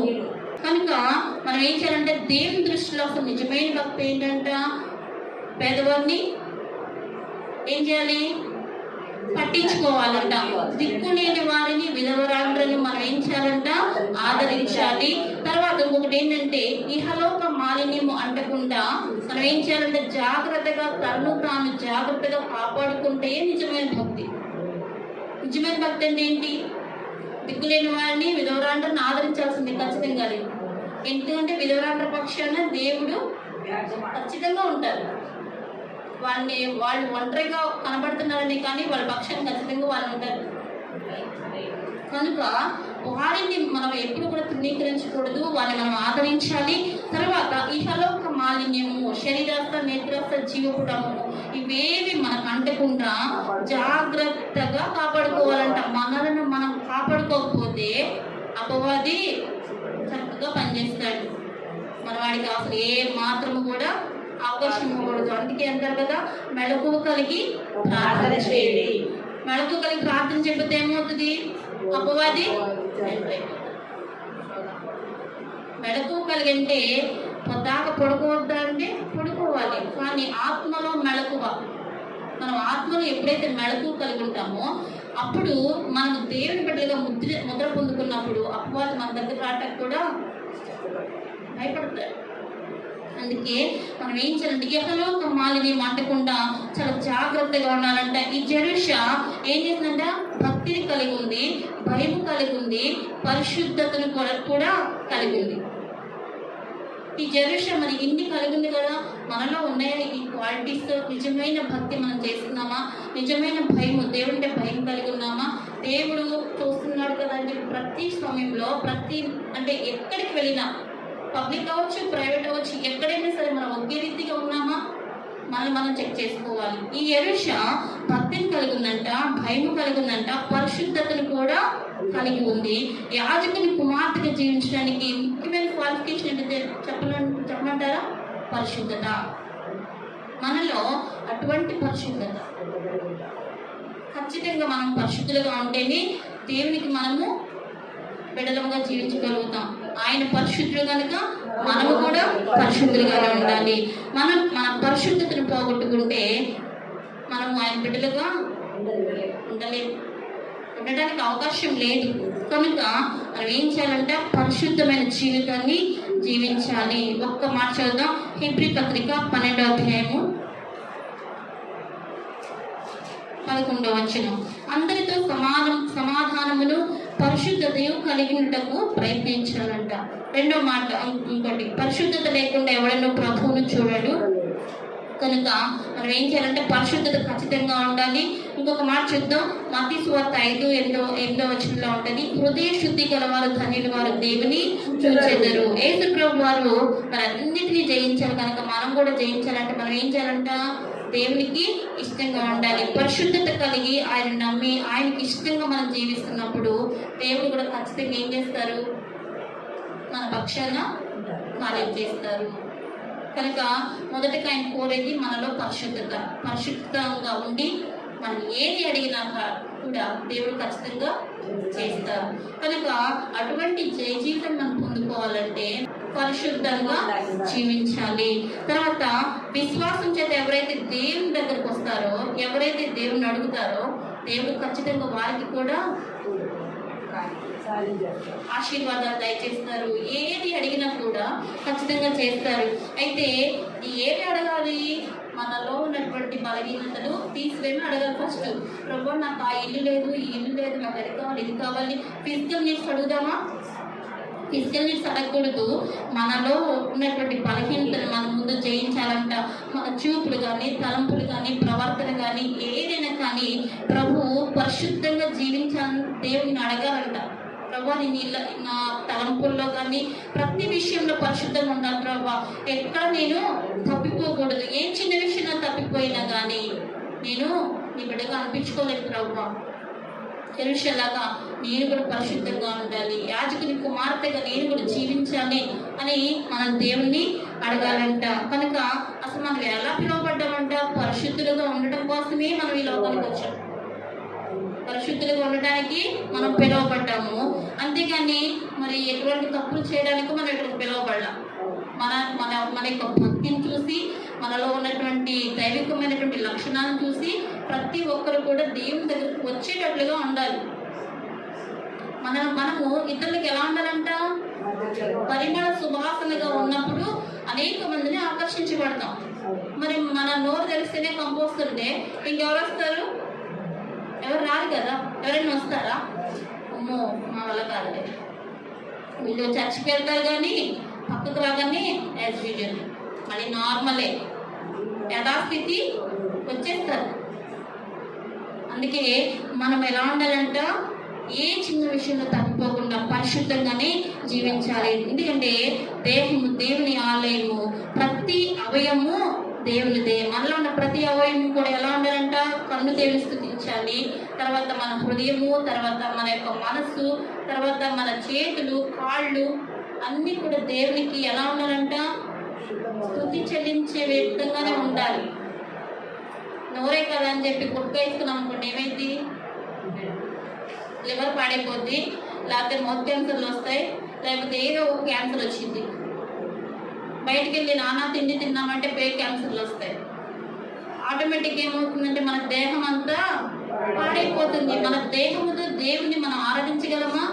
దేహము దేవుని ఆలయము. మన దేవుని ఆలయాన్ని పాడు చేస్తే దేవునికి ఇష్టమా? దేవునికి ఇష్టం లేదు, ఏమాత్రం ఇష్టం ఉండదు. ఆయన ఆలయాన్ని మనము జాగ్రత్తగా కాపాడుకోవాలి. మనం శ్వాస దేవుని దగ్గరకు చేరే వరకు కూడా, తుది శ్వాస వరకు కూడా మనం ఎలా ఉండాలంట? నమ్మకంగా దేవుని దగ్గర ఉండాల్సిందే. నమ్మకంగా ఉండాలి, కాపాడుకోవాలి. ఈ లోకంలో మనం జీవించినంత కాలం కూడా ఎటువంటి వ్యర్థమైనవి మన శరీరానికి తాకకుండా చూసుకోవాలంట. ప్రతి విషయంలో పొద్దునే లెక్కనే ప్రతిష్ఠించుకోవాలి. ప్రభా నా నోటిని నీకు ప్రతిష్ఠించుకుంటున్నాను, నా కంటిని నీకు ప్రతిష్ఠించుకుంటున్నాను, మరి నా చెవులను వ్యర్థమైన వినకుండా నా చెవులని ప్రతిష్ఠించుకుంటున్నాను, నా హృదయాన్ని, నా కాళ్ళు, నా చేతులు అన్ని నీకు ప్రతిష్ఠించుకుంటున్నాను అనుకుంటే మనం ఎక్కడ అడిగేస్తున్నా ఒకటి కొన్నిసార్లు ఆలోచన చేస్తాం. ప్రభుకి నేను ప్రతిష్ఠించుకున్నాను కదా, నేను ఎటు వెళ్తున్నాను? నేను ఈ మార్గంలో వెళ్తున్నాను కాబట్టి దేవుడికి ఇష్టమేనా? ఒకవేళ మరి నేను తప్పు మార్గంలో వెళ్తున్నానా? మనలో మనం పరీక్షించుకోగలుగుతాం. అప్పుడు ఏదైనా మామూలుగా వెళ్ళిపోదాంలే అనుకుంటే ఏమవుతుంది? కొంచెం దూరం వెళ్ళగానే అపవాది ఎక్కడో చోట ఏదో ఒకటి చక్కగా కాచుకొని ఉంటాడు. మనం మళ్ళీ ఇటు వెళ్ళాల్సినట్టు వెళ్ళిపోతాం. మనలో పరిశుద్ధాత్మ దేవుడు ఎప్పుడు మనల్ని గద్దింపిస్తాడంటే మనము ఆయనకు అనుకూలంగా ఉంటేనే. మనం ఆయనకు అనుకూలంగా లేకుండా ఉంటే ఎంత గద్దింపు ఇచ్చినా కానీ మనము వాటిని గ్రహించలేము. ఆ మాటలు మనం తీసుకోలేము ఫస్ట్. కనుక మనం ఏం చేయాలంటే ప్రతిదీ కూడా దేవునికి ప్రతిష్ఠించుకోవాలి. అప్పుడే మనము దేవునికి ఇష్టంగా బ్రతుకుతాం. ఇంకొక మాట చూద్దాం. శరీరానుసారమైన మనస్సు దాని ఇచ్చలతోనూ మనం బ్రతకూడదంట. మనం ఎలా బ్రతకాలి? ఆత్మానుసారంగానే బ్రతకాలి. ఒకవేళ శరీరానుసారమైన మనసు ఉంటే అటువంటి వాటిని మనము జయించలేము. ఆత్మానుసారమైనటువంటి మనసు మనము కలిగి ఉన్నప్పుడు మాత్రమే దేవునికి ఇష్టంగా బ్రతుకుతాము. అప్పుడే ఆయన యొక్క ఆశయాలను మనము నెరవేరుస్తాము. ఒక మాట చూద్దాం. 1 పేతురు 2వ అధ్యాయము 9వ వచనం ఒక మాట చదువు. అయితే మీరు చీకటిలో నుండి ఆశ్చర్యకరమైన తన వెలుగులోనికి మిమ్మల్ని పిలిచిన వాని గుణాతిశయములను ప్రచురము చేయ నిమిత్తము ఏర్పరచబడిన వంశమును, రాజులైన యాజక సమూహమును, పరిశుద్ధ జనమును, దేవుని సొత్తైన సొత్తైన ప్రజలునై ఉన్నారు. చాలండి. మనము ఎక్కడి నుంచి పిలువబడ్డామంట? చీకటిలో నుండి. మనం ఎక్కడున్నాం? అసలు ఫస్ట్ స్టార్టింగ్ లో చీకటిలోనే ఉన్నాం. మనకేమాత్రము వెలుగు లేదు, నరకానికి దగ్గరగా ఉన్నాం. అటువంటి మనలను ఆశ్చర్యముగా తన వెలుగులోనికి మిమ్మును పిలిచిన వాని గుణ అతిశయములను, ఆయన యొక్క గుణాలను, ఆయన యొక్క అతిశయాలను మన ప్రజలను చేయ నిమిత్తము మనము ఏర్పరచబడిన వంశముగా ఉన్నామంట. మనందరినీ ఒక యాజక వంశముగా ఆయన ఏం చేశాడు? ఏర్పాటు చేయాలని ఆయన పరలోక సింహాసనాన్ని విడిచి ఈ లోకానికి వచ్చాడు. లేకపోతే రావాల్సిన పని ఉంది, అక్కడే ఉండి రక్షించండి అని చెప్పి ఒక మాట అనేయచ్చు కదా. ఎందుకు ఆయన సింహాసనాన్ని విడిచి మరి ఈ లోకానికి వచ్చి నరుడిగా జన్మించి మరి మనతో పాటు సమానముగానే ఆయన సహానుభావం కలిగిన వాడుగానే ఉన్నాడు అని మనం చూస్తాం. ఎందుకు సహానుభవం అంటే? శ్రమంలోను, బాధల్లోను, హింసల్లోను ప్రతి విషయంలో సహానుభవమే. అన్నీ అనుభవించాడు ఆయన. ఆటో తెలుసు, కన్నీరేంటో తెలుసు, ప్రతిదీ తెలుసు. ఆయనకి తెలియదు ఏమైనా ఉందా? ఎందుకు ఆయన ఈ లోకానికి వచ్చారంటే మనలను ఆయన వెలుగులోనికి తీసుకుని వెళ్ళడానికి మాత్రం ఆయన ఈ లోకానికి వచ్చారు. మరి వచ్చినప్పుడు మనం ఏం చేయాలి? మన కోసం అమెరికా నుంచి మన కోసమే, కేవలం మన కోసమే వచ్చారనుకోండి. ఆడ పని కాదు, ఆడ అవసరత కాదు ఏమాత్రం. కేవలం మన కోసమే అంత దూర ప్రాంతం నుంచి వచ్చారనుకోండి. మనం వాళ్ళు ఏం చేస్తాం? అసలు పువ్వులో పెట్టుకుని చూస్తాం. అంటే వాళ్ళు ఎంత ప్రయారిటీ ఇస్తాము? చాలా గొప్పగా వాళ్ళకి అది కావాలి, ఇది కావాలి, అన్నీ చక్కగా చేసి పెడతాం కదా. ఎందుకు అంటే వాడు మన మీద చూపించిన ప్రేమను మనము గుర్తించినప్పుడు మాత్రమే వచ్చారులే అనుకుంటే, వాళ్ళు మన కోసం వచ్చారు, వాళ్ళ కోసం కాదు, అది కూడా మనం గ్రహించలేదనుకోండి, ఇంకా ప్రయోజనం ఏంటి? దేవుడు ఆయన అక్కడి నుంచి ఇక్కడికి వచ్చారంటే కేవలము మన కోసము మాత్రమే, ఆయన కోసమే మాత్రము రాలేదు. మన కోసము ఆయన ఈ లోకానికి వచ్చారు. అప్పుడు మనం ఏం చేయాలంటే ఆయన అక్కడి నుంచి ఇక్కడికి వచ్చినందుకు ఆయనకు మన మీద ఉన్న ప్రేమ, ఆయనకు మన మీద ఉన్న కన్సర్న్, ఎంత మనల్ని బాధ్యతగా ఎంత ప్రేమిస్తున్నాడు, ఇవన్నీ మనం గుర్తించాలి. కొంతమంది అంటారు నాకే ఫీలింగ్స్ లేవంటారు. ఫీలింగ్స్ ఎప్పుడు కనపడవంటే ఎదుటి వాళ్ళకి సమస్య వస్తే కనపడదు. మళ్ళీ ఆ వ్యక్తికి వస్తే ఫీలింగ్స్ అన్ని బయటకు వచ్చేస్తాయి. ఎందుకు? శరీరం మరి బాధ కలుగుతుందిగా. ఫీలింగ్స్ లేనప్పుడు శ్రమ వచ్చినా నడవకూడదు. ఫీలింగ్స్ అంటే సంతోషము, బాధ, ఎక్స్ప్రెషన్ ఏదైనా. మరి ఆ ఎక్స్ప్రెషన్ మనలో దేవుడు ఎక్స్ప్రెషన్ చూపించాడు కనుకనే అక్కడి నుంచి ఇక్కడికి వచ్చారు, అంతే కదా. ఒకవేళ ఆయన ఎక్స్ప్రెస్ చేయకపోతే మనం అంటామా? ఆయన ఎక్స్ప్రెస్ చేశారు కనుక మనం కూడా మన ఫీలింగ్స్ మనం ఏం చేయాలి? ఎక్స్ప్రెస్ చేయాలి. ఎలా ఎక్స్ప్రెస్ చేయాలంట? పిలిచిన వాని యొక్క గుణాతిశయములను ప్రచురము చేయ నిమిత్తము ఏర్పరచబడిన వంశమును, రాజులని, యాజక సమూహమును, పరిశుద్ధ జనమును, దేవుని సొత్తైన ప్రజలనే ఉన్నారు. మనము ఆయన సొత్తైన ప్రజలు, మనం ఆయన సొంత బిడలముగా ఆయన మనం ముద్రించినప్పుడు మనం ఏం చేయాలంటే ఆయన యొక్క లక్షణాలను, ఆయన యొక్క గుణాలను మనము ప్రచురించాలి. ఎక్కడైనా నలుగురు కూర్చున్నారంటే చక్కగా ముచ్చట్లు కాదు, కానీ దేవుని మాటలు, రక్షించబడడానికి అనుకూలమైన మాటలు మనం మాట్లాడుకునేటట్లు ఉండాలి. అలా మాట్లాడుతున్నప్పుడు దేవుని యొక్క ఆశని మనము నెరవేర్చిన వాళ్ళం అవుతాం. ఏదో ముచ్చట్లు చెప్పుకుంటూ కూర్చుంటే టైం అంటే అసలు ఏం మాట్లాడుతుంది కాదు, మాట్లాడుకోవాలి. బట్ ఇది కూడా మాట్లాడాలి. దేవునికి సంబంధించిన మాట కూడా మనం మాట్లాడుకుంటున్నప్పుడు దైవికమైనటువంటి మరి ఎక్కడైతే ఇద్దరు కూడిన నామం మరి మాట్లాడుకుంటారో వాళ్ళ మధ్య దేవుడు ఉంటాడు. మరి ఆయన మన మధ్యలో ఉన్నాడు అని చెప్పి మరి మనం నమ్మాలంటే మనం కూడా అది చెప్పాలి. మనం బయటకు వెళ్తున్నామంటే ప్రభు నాతో పాటు రా, నీ దూతలను పంపించి ప్రభు మరి ప్రార్థన చేస్తాం కదా. మనకి ఏ సమస్య రాకుండా, మనకి ఏ యాక్సిడెంట్స్, ఏ ప్రమాదాలు జరగకుండా మన నీ దూతలు నా చుట్టూ కావలివే ప్రభు అని ప్రార్థన చేస్తున్నాం. మరి వాళ్ళు మనతో పాటు వస్తున్నారుగా. ఒక్కొక్కరికి ఒక్కొక్క దేవదూత ఖచ్చితంగా మన పక్కన ఉంటుంది. మీరు అందరి పక్కన ఒక్కొక్క దేవదూత ఖచ్చితంగా ఉంటుంది. మరి మీ దగ్గర దూత ఉన్నప్పుడు, దేవుని దూత ఉన్నప్పుడు మీరు ఏం మాట్లాడుతున్నారు అది గ్రహించదా? ఆ దేవుని దగ్గర తీసుకువెళ్ళదా? కనుక మనం ఏం చేయాలంటే దేవుని మాటల్లో మనము ఖచ్చితంగా ఇతరులకు చెప్పాల్సిందే. చెప్పినప్పుడు మాత్రమే వారు దేవుని దగ్గరకు రావడానికి అవకాశం ఉంటుంది. అందుకే మనం ఏం చేయాలంట? దేవుని యొక్క కుమారులుగా, దేవుని యొక్క కుమార్తెలుగా మనం జీవించాలంటే మొదట పరిశుద్ధంగా ఉండాలి. శరీరానుసారమైన మనసును తీసివేసి ఆత్మానుసారమైన మనసును ధరించుకోవాలి. ఇలా ధరించుకున్నప్పుడు మనం ఈ లోకంలో ఒక యాజకునికి కుమార్తెలుగా జీవించగలుగుతాం. సాధువుకు మరి ఎలీషా ఎలా కుమార్తెగా తన పవిత్రతను కాపాడుకుందో, తన భక్తి జీవితాన్ని కాపాడుకుందో, మరి మనం కూడా మన జీవిత కాలం మన జీవితం అంతరించిపోయే వరకు కూడా భక్తి జీవితాన్ని కాపాడుకోవాలి, పరిశుద్ధతను కూడా కాపాడుకోవాలి. తర్వాత రెండో పాయింట్ ఉంది చూడండి, ఇక్కడ నుంచి తొందరగా ముఖ్య చేస్తాను. ఇది చాలా మెయిన్ పాయింట్ కాబట్టి కొంచెం ఎక్కువ దూరం వచ్చింది, ఇది తొందరగా ముఖ్య చేద్దాం. రెండవది యూద రాజుకు భార్య. యూద రాజు ఎవరు అంటే ఉజ్జియా. ఈ ఉజ్జియాకు మరి భార్య ఏంటంటే, రాజుగారికి ఒక అమ్మాయి భార్య ఏంటంటే మరి గ్రేటా లేకపోతే మామూలేనా? గ్రేట్ కదా. అంటే ఈమె గ్రేట్. ఈమెలో ఉన్నటువంటి దేవుడు కూడా గ్రేట్. దేవుడు అక్కడ నడిపించకపోతే రాజుకు భార్య అవ్వలేదు.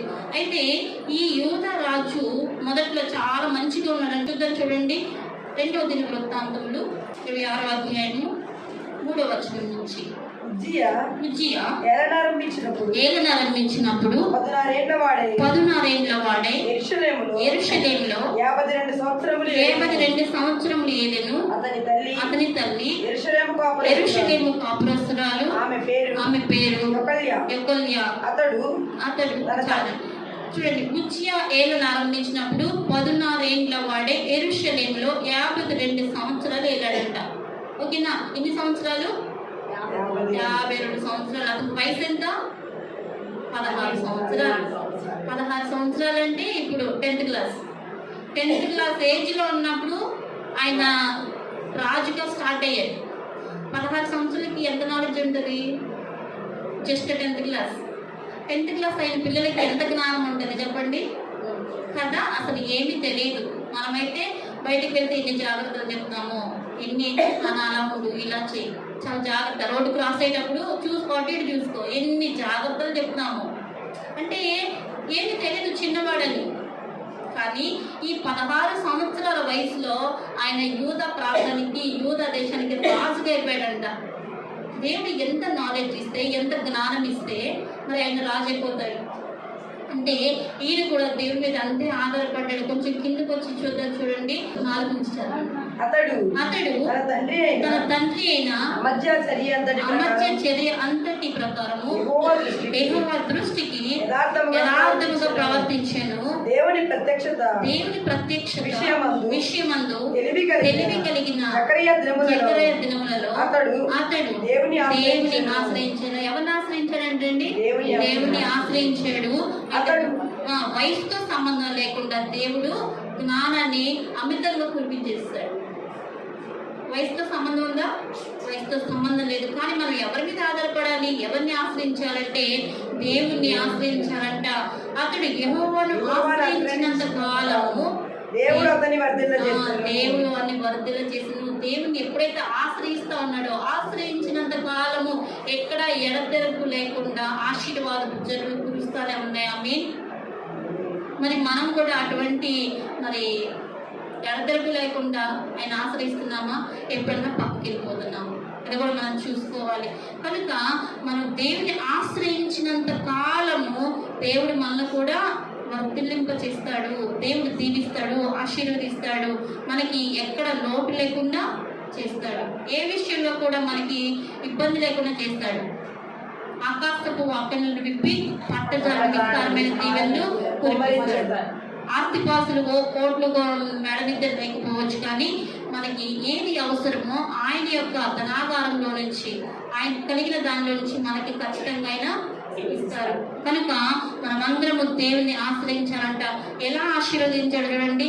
ఫిలిష్తీయులతోనూ గుర్బయల్లో నివసించిన అరబీలతోనూ మొహనీయులతోనూ అతను యుద్ధము చేయగా దేవుడు అతనికి సహాయం చేశాడు. యుద్ధంలో సహాయం చేశాడంట. యుద్ధంలో సహాయం చేసి తిరిగి వాళ్ళే కప్పుకు కట్టే విధముగా దేవుడు సహాయం చేశాడు. శత్రు దేశాలకు వచ్చి ఆయనకు ఏం చెల్లించారు? పన్ను చెల్లించారు. ఒకవేళ ఈయన ఓడిపోతే ఏం చేయాలి? ఈయన ఓడిపోతే ఈయన చెల్లించాలి. కానీ దేవుడు ఈయనకి ఏం చేశాడంట? జయాన్ని కలుగు చేశాడు. ఆటోమేటిక్ ఏమైంది? శత్రు దేశాలు వచ్చి వీనికి ఎదురు కప్పుము కట్టి వెళ్ళేవాళ్ళంట. అతడు అధికముగా బలాభివృద్ధి నొందని కీర్తి ఐగుప్తు ప్రదేశం అందంతటా వ్యాపించెను. అదియు కాక షెఫీలా ప్రదేశంలోను మైదాన ప్రదేశంలోను అతనికి విస్తారమైన పశువులు ఉండగా అతడు అరణ్యంలో దుర్గములు కట్టించి అనేకమైన బావులు తవ్వించాను. అంటే పశువులకు కూడా ఉపయోగకరంగా ఆయన చేశాడంట. తర్వాత ఇంకొకటి ఏం మాట ఉంది చూడండి, వ్యవసాయం మందు అతడు అపేక్ష గలవాడు. వ్యవసాయం చేయడం చాలా ఇష్టం అంట, అందుకు బావులు తవ్వించాడంట. వ్యవసాయం మందు అతడు అపేక్ష గలవాడు. ఇంకా పర్వతముల్లోను కర్మేల్లోనూ అతడు వ్యవసాయకులకు ద్రాక్ష తోట పనివారు కలిగి ఉన్నారు. అంటే ఇతని కింద చాలా మంది పనివారు ఉన్నారు. వీళ్ళందరికీ మేలు చేస్తున్నాడు, ఎవరికి ఏ లోటు చేయలేదు, అందరికీ సమృద్ధిగా అన్ని చేస్తున్నాడు. యుద్ధములకు ఉజ్జియా సైన్యము కలిగి ఉండను. పరాక్రమశాలులు 2600 మంది అయింది. ఎంతమంది ఉన్నారంటండి? 2600 మంది.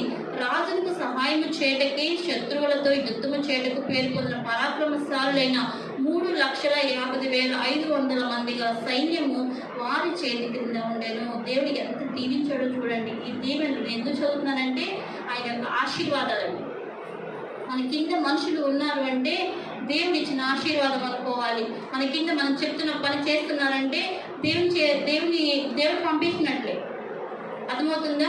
మరి ఇంతమంది సైన్యము, ఇంతమంది మరి ఆయన క్రింద ఉన్నారు అంటే దేవుడు ఆయన ఆశీర్వదిస్తున్నాడు. తర్వాత ఉజ్జియా ఈ సైన్యం అంతటికి డాళ్లను, ఈటలను, శిరస్త్రాలను, కవచములను, విల్లులను, వడిసెలను చేయించెను. మరియు అతడు అంబులనేమి పెద్దరాళ్ళనేమి ప్రయోగించడకే ఉపాయసాలు కల్పించిన యంత్రములను యెరూషలేములో చేయించి దుర్గములను బురుజులను ఉంచెను.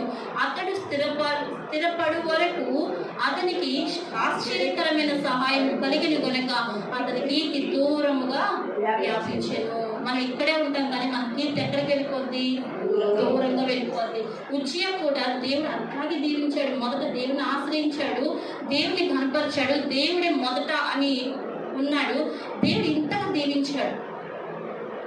కానీ ఈ దీవెన అంతటిని చూసి ఉజ్జియా అదే కంటిన్యూ చేస్తే బాగుండేది. అలా చేయలా. దేవుడు స్థిరపడే వరకు మేలు చేస్తా వచ్చాడంట. ఎప్పుడైతే స్థిరపడిన తరువాత కొంచెం కింద చదవండి, 16వ వచనం. అయితే అతడు స్థిరపడిన తరువాత అతడి మనస్సును గర్వించి చెడిపోయాను. ఆశీర్వాదం పొందుకోవడం ఒక ఎత్తు, ఆ ఆశీర్వాదాన్ని నిలుపుకోవడం మరొక ఎత్తు. అందరూ ఆశీర్వదించబడతారు కానీ అది నిలుపుకోలేదు. ఉజ్జియా కూడా ఏం చేశాడంటే స్థిరపడిన తరువాత అతడు మనస్సున గర్వించాడు. గర్వపు మాటలు ఎప్పుడైతే వచ్చినాయో ఉజ్జియాకి దేవుడు ఏం చేశాడంట, చాలా భయంకరమైన శ్రమను ఆయనకి ఇచ్చారు. ఎందుకు గర్వపడ్డాడు చూద్దాం. చూడండి, కొంచెం కిందికి రండి. అతడు చదవండి. యెహోవా మందిరంలో ప్రవేశించి తన దేవుడైన యెహోవా మీద ద్రోహము చేయగా యాజకుడైన అజర్యాయు అతనితో కూడా ధైర్యవంతుడైన యెహోవా యాజకులు 8 మందియు అతని వెంబడి లోపలికి పోయేది. వారు రాజైన ఉజ్జియాను ఎదిరించి ఉజ్జియా యెహోవాకు ధూపము వేయటకే ప్రదర్శింపబడిన అహరోను సంతతి వారైన యాజకుల పనియే గాని నీ పని కాదు. పరిశుద్ధ స్థలములలో నుండి బయటికి పొమ్ము, నీవు ద్రోహము చేసిన వాడవు, దేవుడైన యెహోవా సన్నిధిని ఇది నీకు ఘనత కలుగజేయదని చెప్పగా ఉజ్జియా ధూపం వేయటకు ధూపార్తిని చేత పట్టుకొని రౌద్రుడై యాజకుల మీద కోపము చూపుతుంది. యెహోవా మందిరములో ధూపపీఠం ప్రక్క అతడు ఉండగా యాజకులు చూచుచునే ఉన్నప్పుడు అతని నొసట కుష్ఠరోగము పుట్టెను. ప్రధాన యాజకుడైన అజర్యాయును యాజకులందరూ అతని వైపు చూడగా అతడు నొసట కుష్ఠము గలవాడై వారి తడవు చేయక అక్కడ నుండి అతనిని బయటకు వెళ్ళగొట్టిరి. యెహోవా నన్ను మొత్తినని ఎరిగి బయటకు వెళ్ళటకు కారును త్వరపడెను. రాజైన ఉజ్జియా తన మరణ దినము వరకు కుష్ఠరోగి అయి యెహోవా మందిరంలోనికి ప్రత్యేకింపబడిన గనుక అతడు ప్రత్యేకంగా ఒక ఇంటిలో నివసించుచుండెను. చాలు చూసారా, దేవుని మీద గర్విస్తే ఎంత శాపం తెచ్చుకున్నారో. ఒక రాజు ఎంతగా ఆశీర్వదించబడ్డాడో, ఎంత కొలాప్స్ అయిపోయిందో, తారుమారు అంటారు చూసారా, అతని జీవితం అంత తారుమారు అయిపోయిందంట. అయితే చేయకూడని పని ఇక్కడ వీళ్ళు చెప్తున్నారు, నీవు చేయవలసిన పని కాదు, యాజకుడు చేయవలసిన పనిని నీవు ఎందుకు చేస్తావు? ఒకవేళ నీ యాజకునికి అల్లుడు అవ్వచ్చు, యాజకుని కుమార్తెకు భర్త అవ్వచ్చు, కానీ అటువంటి అంత మాత్రాన ఈయన యాజకుని ధర్మము పాటించడానికి ఏమాత్రం కూడా సరిపోడు, అర్హుడు కాదు. యాజకులు ఎవరు అంటే దేవుడు నియమించిన వాళ్ళు మాత్రమే చేయాలి యాజకత్వాన్ని. అంతేకాని ఈయన రాజు అంతే, ఈయన రాజు పోస్టులు ఉన్నప్పుడు, రాజు కేడర్లో ఉన్నప్పుడు ఆయన పని చేసుకోకుండా ఇతరుల పని చేస్తానంటే ఇట్లా మనకి మందిరంలో ఏ పని చెప్తే ఆ పని చేసుకునేటట్టు ఉండాలి. మనం అన్నీ నేనే చేస్తానంటే మిగతా వాళ్ళు ఏం పని చేస్తారు? ఒక్కొక్కరికి ఒక్కొక్క బాధ్యత, ఒక్కొక్కరికి ఒక్కొక్క పని. సాకులుగా మేము ఇక్కడ చేయాల్సిన ఇక్కడ చేస్తాము, కింద చేయాల్సిన వాళ్ళు కింద చేస్తారు, పాటల పరిచయలు చేసే వాళ్ళు కొంతమంది చేస్తారు, మ్యూజిక్ కొట్టే వాళ్ళు మ్యూజిక్ చేస్తారు, ఒక్కొక్కరికి ఒక్కొక్క పరిచయం. అన్నీ కలిపి నేను ఒక్కదాన్ని చేసుకుంటానంటే పరిచయం ముందుకెళ్తుందా? దేవునికి ఇష్టమైన పనులు చేయాలి. ఇక్కడ బుజ్జియా కూడా నీవు చేయకూడదు అని చెప్పినా కూడా వినకుండా ఏం చేస్తాడంట, రాజైన బుజ్జియాని ఎదిరించి యెహోవాకు ధూపము బయటకే ప్రతిష్ఠింపబడిన అహరోను సంతతి వారైన యాజకుల పనియే గాని ఈ పని కాదు అని చెప్తున్నారు. ఒకవేళ నీకు తెలియకపోవచ్చు, నీది కాదని చెప్పినప్పుడు ఓకే అంటే పక్కకి వెళ్ళిపోతే దేవుడు కూడా కుష్ఠముతో ముద్దేవాడు కాదేమో. ఒకవేళ నువ్వు తప్పు అని చెప్పి అప్పుడే గ్రహించాల్సింది, అప్పుడు గ్రహించలేదు కాబట్టి పర్యవసానం ఏమొచ్చింది? కుష్ఠరోగం ఎదురికించింది, లోపలికి వెళ్ళిపోయాడంట. అహరోను సంతతి వారు మాత్రమే యాజక ధర్మాన్ని పాటించాలి, మిగిలిన ఎవ్వరు కూడా పాటించడానికి లేదు. కనుక పరిశుద్ధ స్థలంలో నుండి బయటికి ఒక రాజుని బయటకు గెంటేయడం అంటే ఎంత అవమానం. ఒక రాజుని నార్మల్గా ఉన్న వాళ్ళని బయటికి పొమ్మని కాళ్ళ పట్టుకుని బయటకు వెళ్ళమంటేనే చాలా అవమానంగా ఫీల్ అయిపోతారు. అది ఒక రాజుగారిని బయటికి పొమ్మంటే అది ఎంత అవమానం అనిపిస్తుంది. అంత అవమానం ఎందుకు తెచ్చుకోవాలి? మనసున గర్వించాడు. ఒకే మాట, మనసున గర్వించాడు. గర్వించకూడదు. నీవు ద్రోహం చేసి ఉన్నావు. ఎవరికి ద్రోహం చేశాడంట? దేవునికి ద్రోహం చేశాడు. దేవునికి ఎలా ద్రోహం చేశాడు? దేవునికి ఎవరైతే యాజక ధర్మాన్ని పాటిస్తారో వారు మాత్రమే బలి అర్పించాలి, వారు మాత్రమే ఈ అర్పణలు చెల్లించాలి. అంటే ఆయనకు మరి ఆయన స్వీకరించాలి అంటే ఆయనకి ఎవరికి ఇవ్వాలో వాళ్ళే తీసుకోవాలి. ఎవరు పడితే వాళ్ళు తీసుకొచ్చి ఇస్తే దేవుడు తీసుకుంటారా? కనుక దేవునికి ఆ విధంగా ద్రోహం చేసినట్లే దేవుని వ్యవస్థ అనేది నీకు ఘనత కలుగ చేయదని చెప్పగా ఉజ్జియా ధూపం వేటకు తుపార్తిని చేత పట్టుకుని రౌద్రుడై, అసలు కోపం అంటేనే దేవుడికి ఇష్టం ఉండదు, కోపిష్టులంటే దేవుడు పక్కన పెడతాడు. అలాంటిది కోపం చూపిస్తా యాజకుల మీద కోపం చూపించాడంట. యాజకుల మీద కోపం చూపిస్తే దేవుడు అసలు ఏమాత్రం క్షమిస్తాడా? యాజకులంటే ఆయన కింద పనిచేసే సావుకులే. ఆ సావుకులు ముట్టితే అనుకుంటుని ముట్టినట్టే. ఆయన సావుకుల మీద వచ్చాడు. దేవుడు ఖచ్చితంగా నొసటన కుష్టు రోగంతో మొత్తేశాడంట. అందరూ చూస్తూ ఉండగానే తెల్లని కుష్టము ఒళ్ళంతా వచ్చేసింది. కళ్ళతో డైరెక్ట్ లైవ్ అన్నమాట. లైవ్లో చూస్తుంటే అది ఎంత అసలు భయం వేస్తుంది కదా. అంటే అటువంటి పరిస్థితి ఎందుకు తెచ్చుకున్నాడంటే చివరికి చనిపోయే మరణ తీరము వరకు కూడా కుష్ఠ రోగి ఉన్నాడు. మధ్యలో ఆయనకి ఎక్కడ విడుదల రాలేదు. విడుదల రాలేదు అంటే అంత భయంకరమైన తప్పు చేస్తాడు. అందుకే ఆయన ఏం చేశాడంట, గ్రహించాడు, నేను తప్పు చేసి గ్రహించి చివరికి అక్కడి నుంచి ఆయన బయటకు వెళ్ళిపోయాడు. కానీ అతను చేసిన తప్పుని గ్రహించాడు. బట్ దేవుడు ఇంకేమీ చేయలేదు. వద్దన్నప్పుడు మనం చెప్పినప్పుడు చేయకుండా ఉండాలి. తెలియక చేసిన దానికి క్షమాపణ, కానీ తెలిసి చేసిన దానికి క్షమాపణ ఉండదు. నీకు చెప్పాడు చేయకూడదు అని, అయినా నువ్వు చేసావు, సో నీకు క్షమాపణ లేదు. మనం కూడా దేవుడు ఎన్నో రుజువులు, ఎన్నో ఆజ్ఞలు, ఎన్నో మరి మనకి ఎదురుగా పెట్టారు బైబిల్లో. వీటిని చూసి మనం నేర్చుకుని ఇది చేయకూడదు ఉన్నప్పుడు ఖచ్చితంగా చేయకుండా ఉండాల్సిందే. చేసి ప్రభు నన్ను క్షమించి ప్రభు అంటే దేవుడు కూడా క్షమించదు. తెలిసి చేస్తే క్షమాపణ ఉండదు. కనుక ఉజ్జియాలాగా మనలో ఏమైనా బలహీనతలు ఉన్నాయేమో టెస్ట్ చేసుకుందాం. యూదా వంశం వాళ్ళ వంశావళిలో నుంచి కదా వచ్చారు, యూదా వంశావళిలో నుంచి వచ్చారు అంటే ఈ యెరూషా ఏమని ఆలోచించుంటుందంటే, మరి నా భర్త ఇలా కుష్ఠంతో మొత్తివేయబడ్డాడు అంటే ఇక్కడితో నా వంశం అంతరించిపోతేమో, ఒకవేళ ఇంతటితో నా వంశం అంతరించిపోతే ఇంకా నేను యాజకుని కుమార్తెగా ఉండటానికి ఏమైనా గౌరవం ఉందా?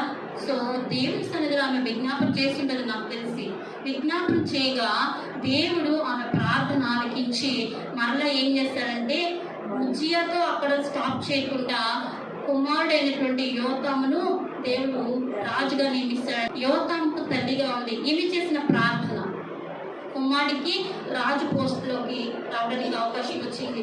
ఒకవేళ అంతటితో ఆమె ఆపేసి నిరాశ చెందేసి నా భర్త ఇలా కుష్ఠంతో మొత్తివేయబడ్డాడు దేవుడి ద్వారా, సో దేవుడు నాకేం మేలు చేశాడు, నేను ఇంత పరిశుద్ధంగా ఉన్నాను, ఇంత ఖచ్చితంగా ఉన్నాను, నన్ను చూసన్న దేవుడు ఆపేయాలి కదా అని ఒకవేళ అనుకుని నిరాశ చెంది స్టాప్ చేసేస్తే అక్కడితో ఆమె ప్రార్థన చేయకపోయింటే ఆమె యోతాముని రాజుగా చూసేది కాదేమో. యోతాముని రాజుగా చేసింది అంటే ఆమెకున్న విజ్ఞాపన ప్రార్థన. మనము కూడా మన బిడ్డల కోసం ఏం చేయాలంట? విజ్ఞాపన ప్రార్థన చేయాలి. 25 ఏళ్ళ వాడే యెరూషలేములో 14 సంవత్సరములు ఏలను, ఈయన 16 సంవత్సరాలు ఏలేడంట, 25 సంవత్సరాల వయసులో. ఓకేనా? ఆమె ఏం చేస్తుందంట, అంత చెప్తుంది, టీచ్ చేస్తుంది, నాన్న ఇలా ఉండాలి, ఇలా చేయాలి, ఇలా చేస్తే నువ్వు దేవుని దయ పొందుకుంటావు, ఇలా చేస్తే దేవుని ఆశీర్వాదాలు పొందుకుంటావు, మీ నాన్నలాగా మీరు ఎదురు చెప్పొద్దు, దేవునికి అదేమైన పనులు చేయొద్దు, దేవునికి ఇష్టమైన పనులు చేయి, దేవుని చేత ఆశీర్వదించబడు, దేవుని యొక్క మేలులకు నువ్వు పాత్రుడిగా ఉండు, ఈ తండ్రి చేసిన తప్పులు నువ్వు ఎప్పుడూ చేయొద్దు. అట్లా మరి మంచి మాటలు కుమారుడితో చెప్పడం వలన కుమారుడు కూడా ఎలా ఉన్నాడంట, నీకు యెహోవా దృష్టికి యథార్థముగా ప్రవర్తించి బలపరచబడెను. చూడండి ఇక్కడ ఉంది 6వ వచనంలో ఉంటే చూడండి 27:6లో, ఈలాగున యోతాము తన దేవుడైన యెహోవా దృష్టికి యథార్థముగా ప్రవర్తించి బలపరచబడెను. యోతాము చేసిన ఇతర కార్యములను గూర్చియు అతడు చేసిన యుద్ధములను గూర్చియు అతని చర్యకు గూర్చియు ఇశ్రాయేలు యూదా రాజుల గ్రంథమందు వ్రాయబడి ఉన్నది. అతడు ఏలును ఆరంభించినప్పుడు 25 ఏళ్ల వాడే యెరూషలేములో 16 సంవత్సరం ఏలెను. యోతాము తన పితరులతో కూడా నిద్రించెను. అతడు దావీదు పట్టణం ముందు పాతి పెట్టబడను. అతని కుమారుడైన ఆహాజు అతనికి బదులుగా రాజయ్యను. వంశం మళ్ళీ కంటిన్యూషన్. ఒకవేళ యెరూషా అక్కడ ప్రార్థన చేయకపోయింటే యోతాము రాజు అయ్యేవాడు కాదు, కంటిన్యూషన్ అయ్యేది కాదు, అక్కడితో స్టాప్ చేయబడేది. కనుక ఈ స్త్రీ ఎంత బలంగా ప్రార్థన చేసిందో అంత బలమైన ప్రార్థన స్త్రీలమైన మనం కూడా చేయాలి. ఎందుకు అంత స్ట్రాంగ్గా నిలబడిందంటే దేవునికి తనను తాను అప్పగించుకుంది. అసలు యెరూషా అంటే అర్థం ఏంటంటే స్వాధీనపరుచుకుంటా, సొత్తు అని అర్థం. అంటే మనం ఎవరి సొత్తైన ప్రజలుగా ఉండాలి? దేవుని సొత్తైన ప్రజలుగా ఉండాలి. దేవుని బిడ్డలుగా మనం జీవించామంటే మరి ఆయన సొత్తైన ప్రజలుగానే ఉండాలి. ఆయన ప్రజలుగా ఉండాలంటే మనం ఏం చేయాలంట? సార్ చూద్దాం, చూడండి 1 కొరింథీ 6వ అధ్యాయము 19వ వచనం. మీ దేహము దేవుని వలన మీకు అనుగ్రహించబడి మీలోనున్న పరిశుద్ధాత్మకు ఆలయమై ఉన్నదని మీరెరుగరా? మీరు మీ సొత్తు కారు, పెట్టి కొనబడిన వారు కనుక మీ దేహముతో దేవుని మహిమపరచుడి. ఎవరంటే మీరు మీ సొత్తు కాదు. యెరూషా కూడా నేను నా సొత్తు కాదు, నేను దేవుని సొత్తు అని ఆమెకు దేవునికి అప్పగించుకుంది. మనము కూడా దేవునికి అప్పగించుకునేటట్టు ఉండాలి.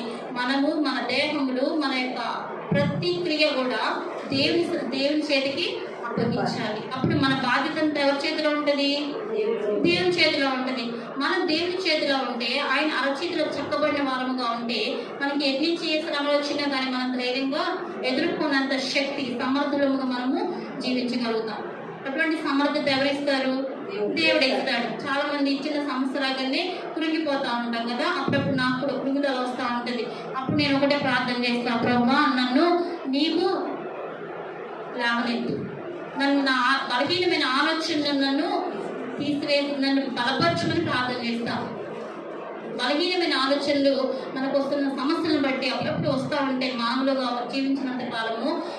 అయితే మనం అక్కడే ఉండిపోకుండా వాటిని మనం జయించాలంటే దేవుని సహాయము మనకి ఖచ్చితంగా కావాలి. ఆయన సహాయంతో అటువంటి శ్రమలో నుంచి, అటువంటి సమస్యల నుంచి, అటువంటి బాధలు బంధకాల నుంచి బయటికి రావడానికి అవకాశం ఉంటుంది. లేకపోతే మనం ఎప్పుడు కూడా రాలేము. అక్కడే కృంగిపోయి అపవాది యొక్క ఉచ్చులో పడిపోతాం. వాడు అంటాడు ఇంకా మనం బలహీనపరచడానికి వల వేసి వాడు ఎలా లాగాలా అని చూస్తా ఉంటాడు. కనుక మనం ఆయన సొత్తు అయిన ప్రజలము. యెరూషా నీ సొత్తు అని ఎట్లయితే దేవుడితో చెప్పిందో మనము కూడా ఈరోజు చెప్తాం, ప్రభా నేను నీ సొత్తైన ప్రజలుగా నేను జీవిస్తాను, నీ సొత్తైన బిడ్డగా నేను జీవిస్తాను ప్రభా, నీవు నా సొత్తు, నేను నీ సొత్తు. కనుక నా మీద నాకు అధికారం లేదు, నీ మీద నీకు అధికారం లేదు. మన మీద ఎవరికి అధికారం ఉందంటే దేవునికి మాత్రమే అధికారం ఉంది. కనుక పరిశుద్ధాత్మకు ఆలయం అనేది మీరు ఎరుగరా, మన దేహాలు పరిశుద్ధాత్మకు ఆలయము. తర్వాత మనము ఆయన సొత్తు, విలువ పెట్టి కొనబడ్డాము. కొంతమంది అంటారు మీ నెత్తి మీద రూపాయి పెడితే ఎవరు కొనరేమో అంటారు. మనుషులకు విలువ ఉండదు కానీ ఎవరికి ఉంటుందంట? మనమంటే దేవునికి విలువ. అందుకే విలువ పెట్టి కొనబడ్డాం. ఏం విలువ అది? ఆయన యొక్క రక్తాన్ని చిందించి మన కొరకు దారులుగా చిందించేశారు. చివరి రక్త బొట్టు వరకు కూడా ఆయన చిందించారంట. నీరు స్రవించే వరకు కూడా ఆయన చిందించేస్తారు. ఏమి దాచుకోవాలి, ప్రతి చివరి బొట్టు కూడా ఆయన చిందించేస్తారు. కనుక మనము ఆయన అంతా మన మీద ప్రేమ చూపిస్తున్నాడు. దేవుని మరి మన దేహంతో కూడా ఆయన గనపరచాలి కదా. ఆయన దేహాన్ని మన కోసము 39 కొరడా దెబ్బలు మనం కొట్టించుకున్నారు, అంత గాయపరచబడ్డారు, అంత అందరితో హింసించబడ్డారు. ఏ తప్పు ఏ పాపము చేయకపోయినా మరి ఆయన దేహాన్ని మన కోసం ఆయన చూపించినప్పుడు మన దేహంతో ఆయన ఎందుకు ఆరాధించలేకపోతున్నాం? మన దేహంతో ఆయన ఎందుకు గనపరచలేకపోతున్నాం? మన దేహము ఆయనకు ఆలయమై ఉన్నదని మనం ఏం చేయాలి? గుర్తించాలి. కనుక మనం ఏం చేయాలంటే దేవునికి ఇష్టంగా జీవించాలి. ఈ యెరూషా మొదటి నుంచి కూడా మనం గమనిస్తే యెరూషా జీవితము పరిశుద్ధంగానే ఉంది, భక్తి జీవితం జీవించింది, తర్వాత భయంతో ఉంది. కనుక అలా ఉంది కనుకనే మరి యాజకుడికి కుమార్తెగా ఉంది, రాజుగారికి భార్య అయింది. కానీ ఆ రాజుగారు ఎందుకు భ్రష్టు పట్టిపోయాడంటే ఎప్పుడు కూడా దేవుడు దీవిస్తున్న కొలది మనలో తగ్గింపు రావాలి. కానీ కొంచెం దేవుడు దీవించగానే మనలో గర్వపు స్వరం వస్తే దేవుడు ఏం చేస్తాడు తెలుసా? దీవించిన దేవుడికి తగ్గించడం కూడా తెలుసు. మనం ఎలా అయితే దీవించబడతామో అలాగే వెనక్కి రావాల్సిన అవకాశం ఉంటుంది. కనుక మనము అటువంటి అవకాశం మనం తీసుకోవద్దు. ఉజ్జయాన్ని జ్ఞాపకం చేసుకుందాం. ఎంత అంటే అతని పేరు ఎవ్వరూ తెలియకపోయినా అంత దూరం వెళ్ళిపోయింది ఆయన పేరు, కీర్తి. కానీ చివరికి ఏమైపోయాడు? పతనం అయిపోయాడు, కుష్ఠరోగంతో ముద్రైపోయాడు. ప్రభా నాలో ఏమైనా గర్వం ఉందేమో, ఆ గర్వాన్ని నాకు రాకుండా చేయి ప్రభా. నీవు నన్ను దీవిస్తున్న కొలది నాలో తగ్గింపు దయచేయి. నా స్వరము కూడా నీకు అనుకూలంగా ఉండాలి. ఎక్కడ గర్వముతో కూడిన మాటలు రావద్దు. అడుగుదాం, దేవుని అడుగుదాం. తర్వాత యెరూషా ఎటువంటి జీవితం జీవించిందో మనం కూడా అటువంటి జీవితాన్ని జీవిస్తూ దేవునికి సొత్తైన ప్రజలుగా, ఆయన మన యాజకుడు, మనము ఆయన బిడ్డలుగా జీవించడానికి మనమందరం కూడా ఆత్మీయంగా ఎదగాలని దేవుని పేరట మీ అందరికీ కూడా మనం చేస్తున్నాను. దేవుడు పరిశుద్ధ వాక్యాన్ని దీవించి ఆశీర్వదించుగాక. ఆమేన్. అందరం తల ఉంచి కళ్ళు మూసుకున్నట్లయితే ఒక్క నిమిషం పాటు వాక్యాన్ని ఒక్కసారి మానం చేసుకుందాం.